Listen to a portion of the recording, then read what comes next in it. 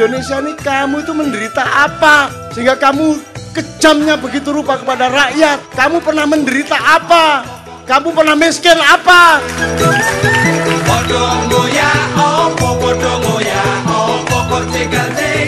Saya tidak cemas dengan semua katakanlah momentum yang tidak bertemu, ada garis yang seharusnya resultan menjadi tidak segala macam. Saya tidak cemas dengan itu semua karena kita ini autopilotnya Allah. Kita ini dipiloti Allah. Dan termasuk Ma'iyah dan semua perjalanan Andre dengan saya ke Besakih, ke Kelungkung, ke macam-macam. Ke Keraton Solo, ke Kesultanan di Pontianak dan seterusnya, saya dikasih keris yang itu, bukan yang sana dan seterusnya. Saya tidak ada masalah dengan itu semua karena ada klausul perjanjian Hudaibiyah. Jadi ada saat-saat ada sesuatu yang menurut hitungan kita, karena mungkin kita ini masih berpikir garis atau bidang atau bangunan, kita belum bisa melihatnya secara ruang. Nah, saya tetap sangat percaya kepada ruangnya Allah Subhanahu wa taala, tajallinya tadi. Jadi Andre tidak perlu menyesali sejumlah hal yang konslet atau apapun. Nah, aku ini optimis terus. Pokoknya wong kadang-kadang iku justru oleh jodoh mergo motore gembos kok. Nek gak gembos gak kepethuk arek wedok iku mangrak gitu kan. Jadi sudahlah, hidup itu tenang aja Anda. Makanya nyun sewu saya nambahin sedikit aja Mas Andre. Saya nurusin yang Kanjeng Lokojoyo tadi. Raden Zahid Sunan Kalijogo tadi. Jadi kita harus mengepung sejarah dan masa depan ini dengan semua faktor. Kesadaran mengenai perubahan-perubahan nilainya termasuk konstitusi. Bahkan kesadaran terhadap sebenarnya yang penjajahan itu yang kapan? Penjajahan yang sekarang itu jenis keberapa? Ya, kecanggihannya seperti apa? Jadi misalnya autopilot gini Gus. Anda kasih sabu-sabu 2 kali, 3 kali, besok sudah nggak perlu dipilotin lagi, nyabu sendiri. Nah, kita itu di bidang politik, psikologi, budaya itu sudah nggak perlu di remote sama Israel, sama Amerika, sama siapapun, udah hancur-hancur sendiri. Kalau kita tidak menyadari apa yang sedang kita konsumsi. Nah, Anda tahu bahwa Indonesia ini dirusak dengan Divide et Impera, ya, itu melalui begitu banyak dimensi, pendidikan, media, undang-undang, ya, terus, wah semua, hampir semua, prinsip, cara beragama, ya. Bahkan sekarang mulai ada yang menyebut bukan wahai saudara-saudaraku kaum muslimin wa muslimat, tapi saudara-saudaraku mu'awiyin wa mu'awiyat. Artinya orang-orang Islam yang sekarang ini mendapatkan informasi mengenai Islam itu dari kantor berita Mu'awiyah yang dimulai sejak Khalifah Abu Bakar umpamanya. Yang ketika itu Abu Sofyan sudah mulai politiking, sudah mulai menyengkuni. Makanya nanti tanggal pertengahan Januari kalau Anda sempat ke Jogja, saya sama teman-teman Perdikan sedang menyiapkan pementasan Sengkuni Harga Mati.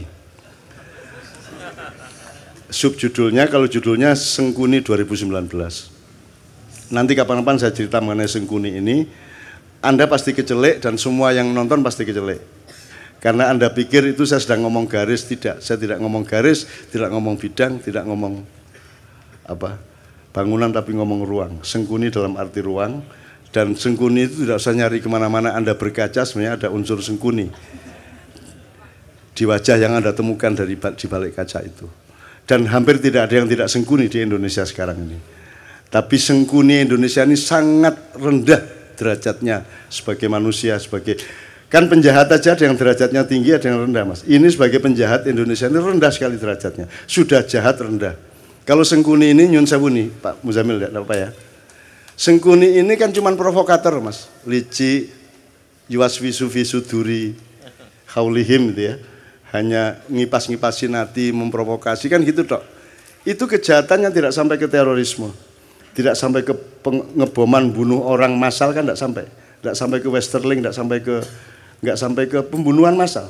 Sengkuni itu hanya seorang provokator, hanya seorang yang abal-abal aja. Itu dahsyat, menurut saya sangat tinggi kepribadiannya Sengkuni itu karena melihat sejarahnya Sengkuni. Sengkuni itu singkat kata, karena suatu hal, seluruh keluarganya, bapak, ibunya, dan saudaranya 100 orang dipenjara oleh Prabu Destoroto yang mengawini kakaknya Sengkuni, ya. Dan setiap orang yang dipenjara dari 102 orang itu hanya dikasih sebutir nasi untuk makan sehari. Tidak mungkin mereka bisa bertahan hidup. Sebutir nasi. Meskipun 100 butir nasi kan cuma segini, Mas. Untuk makan satu orang juga tidak kenyang, tidak akan bisa bertahan hidup. Maka singkat kata mereka berdiskusi, bapaknya ambil keputusan dan disetujui bahwa di antara 101 orang ini, 102 seharusnya, tapi yang satu kan jadi permaisurinya raja yang menghukum itu, yang wajahnya ditutup sepanjang hidupnya untuk protes kepada nasibnya dan seterusnya. Diambil keputusan bahwa harus ada yang hidup di antara 101 orang ini. Maka yang 100 orang merelakan untuk dimakan oleh yang satu.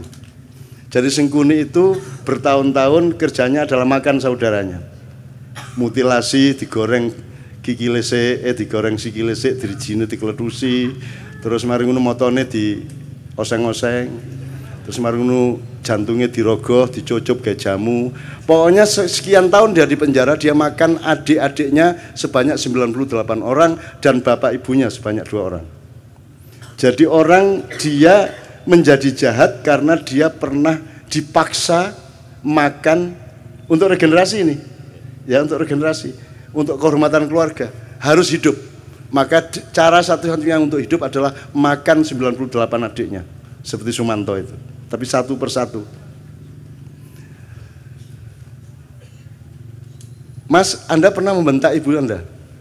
Pernah membentak ayah saya? Pernah membentak ibu? Kalau sampean sekali membentak ibu sampean stres enggak? Bisa enggak tidur tenang Anda? Merasa bersahnya luar biasa, baru membentak ibu. Ini makan ibunya, bapaknya dan adiknya 98 orang. Terpaksa dia makan. Menurut Anda itu kejahatan apa penderitaan? Penderitaan. Dan orang yang menderita harus makan saudaranya sendiri segitu banyak dan bapak ibunya. Kemudian hanya menjadi seorang provokator, hanya menjadi seorang yang licik. Itu hebat enggak dia? Seharusnya Sengkuni menjadi teroris besar. Dia bunuh semua orang.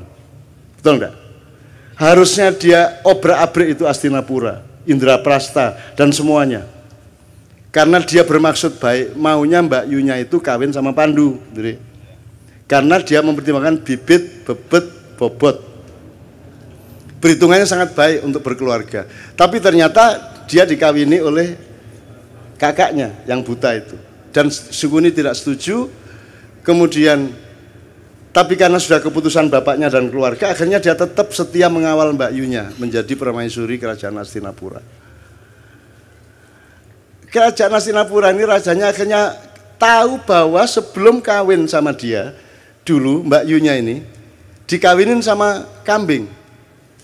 Kemudian begitu kawin, kambingnya dibunuh, disembelih. Kenapa dikawinkan sama kambing? Karena menurut perhitungan primbon, neptunya tidak cocok antara Mbak Yunya dengan suaminya. Untuk membatalkan hitungan angka tadi, ya, weton tadi, maka dia dijadikan janda. Menjadi lain lagi hitungannya, menjadi sah, tidak apa-apa secara ilmu kriptologi namanya ya. Oke. Nah marahlah suaminya, loh ternyata saya ini kawin sama janda kambing. Marah dia, ditangkap semua, bapaknya Sengkuni, ibunya Sengkuni, adik-adiknya Sengkuni, 101 orang, dikasih makan cuma sebutir beras satu orang. Akhirnya singkat kata Sengkuni makan itu, dan kemudian dia menjadi seorang provokator, seorang yang licik, yang culas. Serakah enggak juga loh. Sengkuni korupsi boh? Enggak. Dia cuman ngesir satu yang namanya minyak tala itu toh. Dia rebutan minyak tala tumpah, terus dia bergulung-gulung sehingga dia sakti, dia tidak bisa ditembus oleh senjata apapun karena badannya sudah berlumuran minyak tala, minyak kehidupan, gitu ya.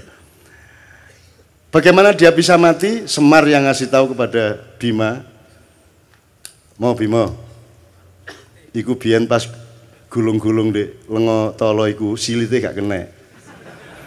Jadi gulung-gulung kan tetep anusnya kan gak kena mas, yang kena bokongnya tok ya, minyaknya gak sampai masuk. Nah itu kan tidak kebal. Akhirnya sama Bima pakai kuku pancanaka disogok silite, cet matek deh. Itu ya, hati-hati ya mas ya. Itu. Nah, teman-teman sekalian, saya yang pertanyaannya sederhana. Kalian ini pemimpin-pemimpin Indonesia ini, yang mana yang tidak sengkuni?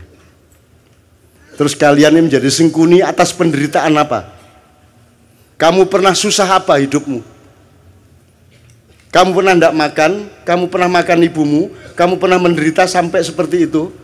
Kamu itu atas nama penderitaan yang bagaimana sehingga kamu jahat kepada rakyat itu? Apa alasan sejarahmu? Kalau Sengkuni ada alasannya untuk jahat. Meskipun kejahatan dia tidak sepadan sama sekali dengan penderitaannya. Seharusnya orang macam Sengkuni yang makan 101 keluarganya sendiri, dia dalam tanda petik berhak untuk menjadi teroris besar. Kalau dia tidak kuat, dia akan gila atau dia bunuh diri. Tapi Sengkuni sangat kuat dan sangat arif sehingga dia hanya menjadi provokator. Sementara kita dipimpin oleh Sengkuni-Sengkuni yang tidak punya alasan sejarah untuk jahat kepada rakyatnya. Kamu pernah jahat apa? Kamu pernah menderita apa? Wong kami yang tidak pernah utang seperti anak-anak utang. Kamu tidak pernah kredit seperti mereka. Kamu lancar-lancar saja kok. Ya toh? Kamu juga anak orang yang tidak miskin, cukup kaya sehingga kamu bisa nyalon kok. Urusanmu sama uang-uang besar. Atas nama apa kamu jahat kepada rakyatmu? Apa alasan sejarahmu? Dijawab kalau Sengkuni KB. Gitu loh mas, jadi pentasnya itu soal itu. Ini apa toh? Allah mengatakan Allah tidak menyukai kata-kata yang diperjelas kejelekannya, ya apa? La yuhibbullahu al-jahra bisu'i minal qaul. Itu ya terjemahannya. Ya, terjemahannya. La yuhibbullahu al-jahra bisu'i minal qauli illa man zulim. Tidak, Allah tidak menyukai perkataan yang nyaring tentang keburukan kecuali orang yang didolimi. Jadi mesuh, ya boleh. Dendam, bagi orang yang didolimi. Wobol kon niku gitu ya. Itu Allah tidak suka kecuali kamu dalam keadaan dianiaya. Jadi kalau dianiaya Allah membatalkan ketidaksukaan, ya wis ora apa-apa wong kon menderita kok gitu loh. Itu hukum Allah loh. Lah ini Indonesia ini kamu itu menderita apa? Sehingga kamu kejamnya begitu rupa kepada rakyat. Kamu pernah menderita apa? Kamu pernah miskin apa? Karena kamu pernah puasa kayak apa? Kamu pernah tirakat apa? Kamu lancar-lancar semua kok. Kamu bisa membayar miliaran kok jadi pejabat. Apa alasanmu untuk jahat kepada rakyat? Sengkuni saja tidak sejahat kamu, padahal dia penderitaannya ribuan kali lipat dibanding penderitaan hidupmu. Wahai seluruh rakyat Indonesia, aku nyatakan hari ini, wes.